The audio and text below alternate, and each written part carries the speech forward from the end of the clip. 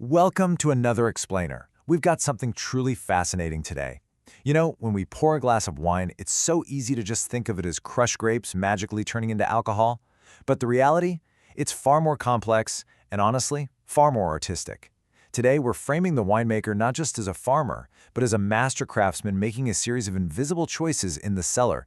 These are choices you can't see, but I guarantee you can taste them.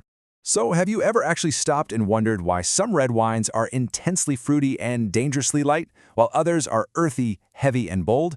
Well, the answer isn't just about the type of grape. It's about the technical cellar processes that completely dictate the sensory experience you have with your glass. The winemaker's invisible hand is guiding every single flavor note. To see exactly how they do it, we're going to unlock a menu of winemaking secrets today. We'll look inside carbonic maceration, explore fermenting with whole stems, check out the wild high-wire act of going natural without sulfur dioxide, and finally, see how flavor gets shaped by alternative tanks. All right, Section 1. Inside carbonic maceration, manipulating the grape from the inside out. Now, carbonic maceration is built on something called intracellular fermentation. I know, that sounds super technical, like a heavy biochemistry term, right? But the reality is just incredible. The fermentation is actually happening internally, inside whole, completely unbroken grapes. Before a single grape is ever crushed, the magic starts inside an oxygen-free, CO2-rich environment. Let's walk through this journey together. First up, handpicking. The grapes are carried in these small 15 to 20 kilo boxes, so they literally don't crush themselves under their own weight. Then comes vatting. The winemaker places these intact whole clusters right into a tank and fills the upper space with a heavy layer of CO2 gas, creating a totally anaerobic environment. At the very bottom of the tank, the weight eventually crushes a few grapes, making a little juice, but the ones on top remain totally whole. After this, they finally press the grapes, separating the free-run juice from the more aromatic pressed juice, and then they move on to a standard second fermentation. Okay, this part is super cool. Notice the direct inverse relationship between the temperature of the vat and the speed of the process. If a winemaker sets the temperature high, say around 32 degrees Celsius, this internal fermentation rockets through in just 5 to 8 days.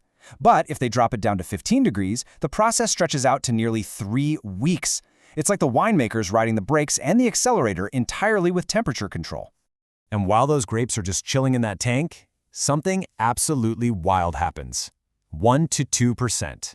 That's the exact amount of alcohol that forms inside the actual unbroken berry during this anaerobic process. The grape is quite literally turning itself into wine from the inside out without any external yeast acting on the juice yet. And here is the massive sensory payoff for all that chemistry. Inside that unbroken grape, the skins start breaking down, forming aroma precursors.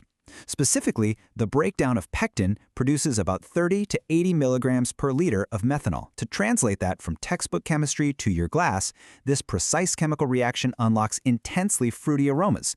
Think bubblegum, banana, bright red berries. It is exactly why these wines taste so lively, light, and wonderfully fruity with incredibly low tannins. Moving on to Section 2. Fermenting with whole stems, leaving the structure intact. Let's completely contrast these two distinct philosophies. We just saw carbonic maceration. That gives us those low tannins, a lighter color, and jumping fruity aromas. But what if the winemaker goes the exact opposite route and throws the whole grape bunch, stems and all, into the tank?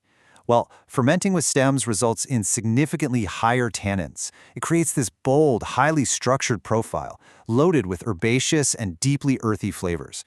Two totally different decisions, two entirely distinct glasses of wine. Section 3. Going natural without SO2, manipulating the chemistry by what we leave out.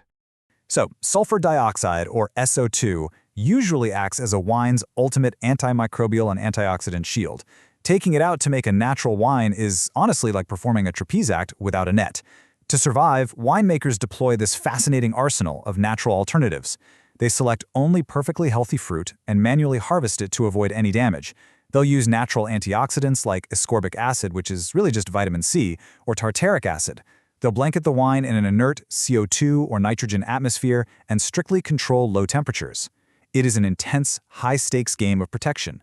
Which brings us to Section 4, shaping flavor with alternative tanks, how the physical vessel itself becomes an invisible hand. It's all about the physics and porosity of the material acting as a guide for the terroir and the taste. Clay, like those ancient amphorae, allows for this really slow micro-oxygenation, giving you fresh, mineral notes. Wood physically extracts flavors from the vessel itself, driving complexity. Granite gives incredibly stable temperatures and controlled oxygenation. And concrete, it provides thermal stability and micro-oxygenation, but crucially, it leaves a totally neutral flavor footprint, perfectly preserving the pure character of the fruit. Choosing wood actually shows just how deep this rabbit hole goes. A winemaker doesn't just say, I want a wooden vat. They pick the specific tree. Oak is famous for imparting those rich notes of vanilla, spice, and toast. But cherry wood, that creates a stunning, fruity softness. Go with chestnut, and the wine takes on distinctly nutty flavors and a much more gripping astringency. The vessel is quite literally seasoning the wine. Now let's talk about granite, specifically these ovoid or egg-shaped tanks. The smooth, egg-like geometry does something totally remarkable. It forces the wine to naturally circulate inside the tank entirely based on thermal currents. This constant, gentle rolling motion keeps the lees suspended, continuously building texture and elevating the final aroma without any mechanical stirring whatsoever. And finally, we have concrete. Whether a winemaker uses a traditional cylinder, a cone, or an egg shape, concrete is the absolute master of neutrality.